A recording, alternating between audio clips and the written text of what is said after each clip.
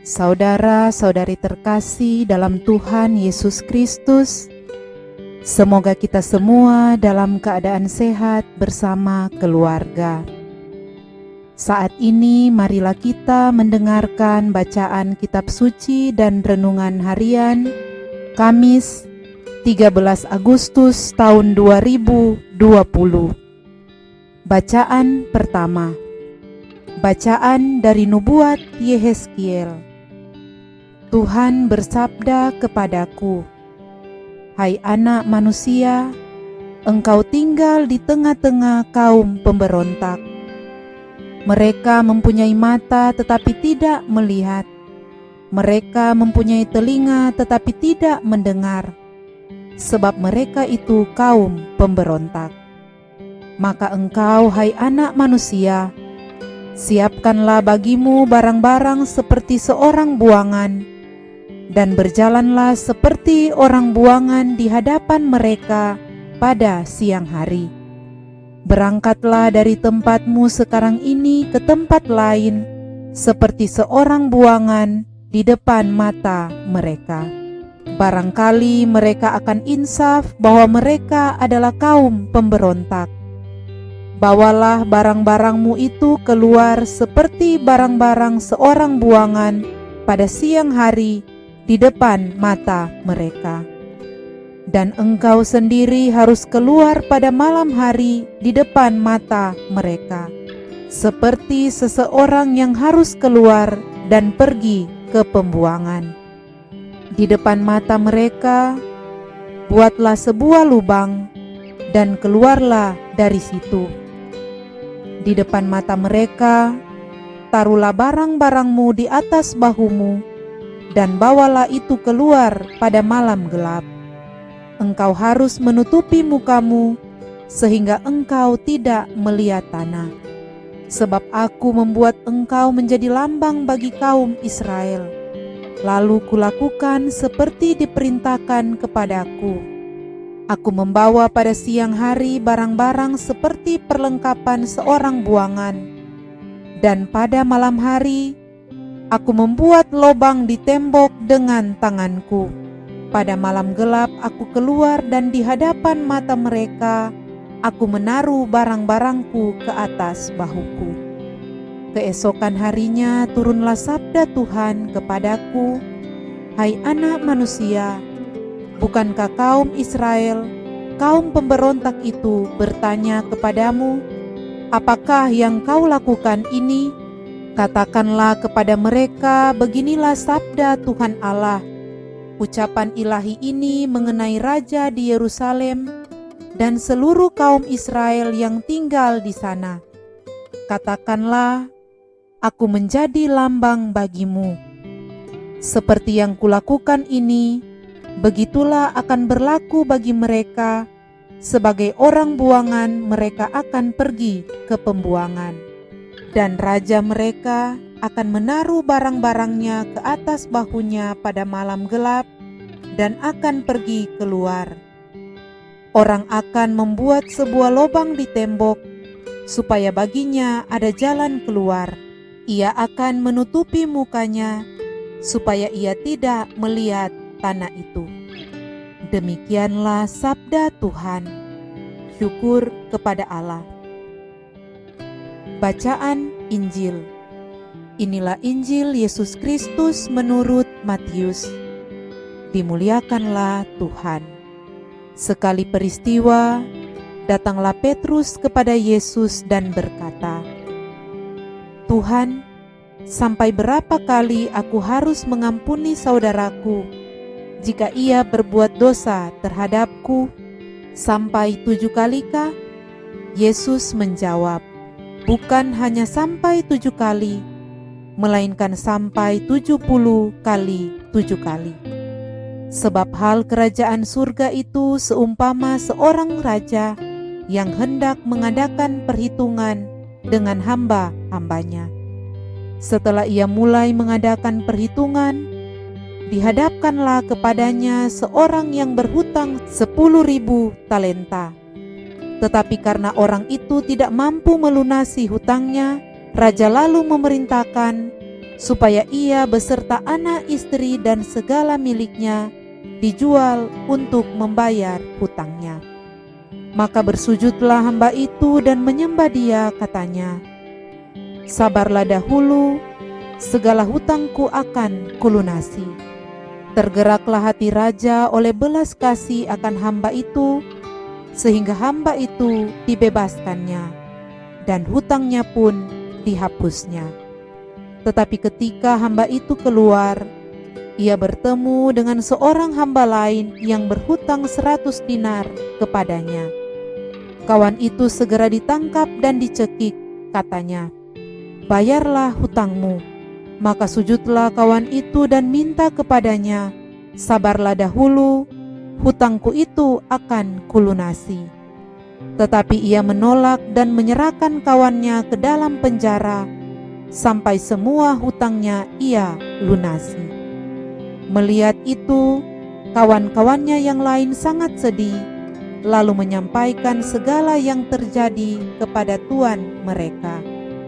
Kemudian raja memerintahkan memanggil orang itu dan berkata kepadanya, "Hai hamba jahat, seluruh hutangmu telah kuhapuskan oleh karena engkau memohonnya.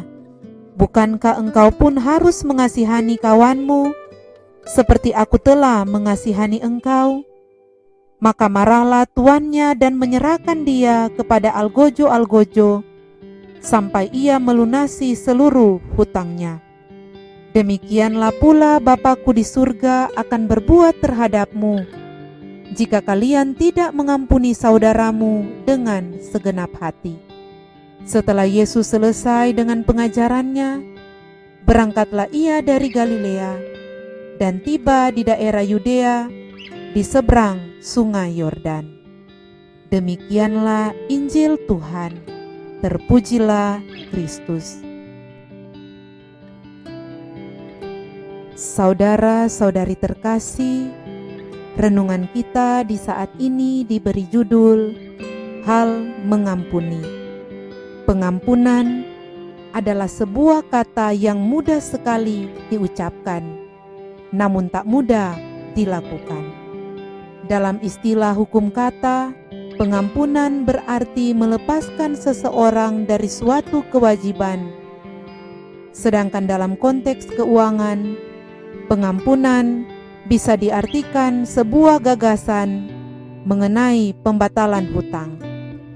Dalam bahasa Yunani, mengampuni disebut apiemi, yang artinya membiarkan pergi, menutupi, menghapus, atau memulihkan hubungan yang baik antara dua pribadi yang retak karena suatu kesalahan. Jika mengampuni ini kita ibaratkan dalam suatu mata kuliah dalam sekolah kehidupan, maka pasti mata kuliah mengampuni bukanlah mata kuliah pilihan dalam kurikulum hidup kita. Akan tetapi, merupakan mata kuliah yang wajib kita ikuti sepanjang hidup kita, dan memang tidak mudah untuk lulus ujian akhir dari mata kuliah ini. Beberapa orang mungkin akan mendapat nilai F dalam mata kuliah ini karena mereka tak bisa melakukan hal itu di sepanjang hidupnya. Mungkin karena sakitnya memang begitu mendalam sehingga tak ada lagi kata pengampunan di sana. Orang lain ada mungkin yang mendapat nilai C dalam mata kuliah mengampuni karena mereka bisa mengampuni tetapi tak bisa melupakan. Kata pengampunan memang sudah terucap, tetapi untuk menyingkirkan sakitnya dari hati dan pikiran kita, sulitnya minta ampun. Entah berapa banyak orang yang bisa mendapatkan nilai A dalam mata kuliah mengampuni. Mereka tahu seberapa besar rasa sakitnya, namun mereka memilih untuk mengampuni dan melupakan. Atau dengan kata lain, mereka yang mendapat nilai A adalah mereka yang memilih untuk memperbaharui kehidupan mereka dengan sesama melalui jalan pengampunan. Saudara-saudari terkasih, dalam Injil hari ini dikisahkan tentang Rasul Petrus yang bertanya kepada Tuhan Yesus tentang hal mengampuni. Petrus datang kepada Yesus dan berkata, "Tuhan, sampai berapa kalikah aku harus mengampuni saudaraku jika ia berbuat dosa terhadapku? Sampai 7 kalikah?" Tuhan Yesus menjawab, "Bukan hanya sampai 7 kali, melainkan sampai 70 kali 7 kali. Saudara-saudari terkasih, dalam budaya Yahudi, angka-angka tertentu memiliki makna tertentu. 7 merupakan angka kesempurnaan dalam budaya Yahudi. Tuhan Yesus memberikan angka yang berbeda yang juga mengandung angka 7, yaitu 70 kali 7 kali. Angka yang diberikan Yesus ini jauh lebih besar. Jika dijabarkan, maka angka yang Yesus berikan adalah 7 kali 7 kali 10. Ini berarti sempurna kali bilangan desimal. Secara matematis bila kita hitung, hasilnya adalah 490. Namun ini bukan bicara soal kuantitas semata. Kita tidak menghitung jumlah pengampunan kita sampai sejumlah angka itu. Angka ini dimaksudkan Tuhan Yesus berbicara mengenai kualitas dari mengampuni. Pengampunan kita harus benar-benar genap dan sempurna. Pengampunan tidak hanya diberikan beberapa kali atau sampai tahap tertentu saja, namun harus ada kesempurnaan dalam pengampunan itu. Saudara-saudari terkasih, dalam Injil hari ini, Allah diumpamakan sebagai Raja, dan kita adalah hamba-hamba dengan banyak sekali hutang dosa.